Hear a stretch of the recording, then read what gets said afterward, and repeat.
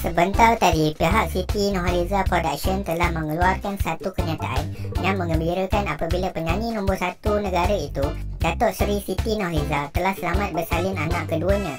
Menerusi perkongsian tersebut, Siti Nurhaliza atau mesra disapa Tok T telah melahirkan anak lelaki pada hari Isnin 19 April 2021 bersamaan dengan 7 Ramadan 1442 Hijrah. Tok T dan baby juga dilaporkan dalam keadaan sihat.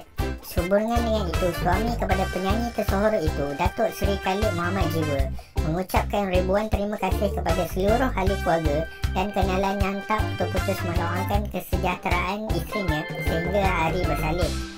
Dalam pada itu, beliau dan isteri turut mengucapkan terima kasih kepada pihak-pihak yang bertanggungjawab sepanjang kehamilan Tok T. Instagram Siti Nurhaliza telah dihujani dengan ucapan tahniah di atas kelahiran anak keduanya itu. Mereka juga berharap agar bayi lelaki yang dilahirkan membesar menjadi anak yang soleh dan taat dengan orang tua.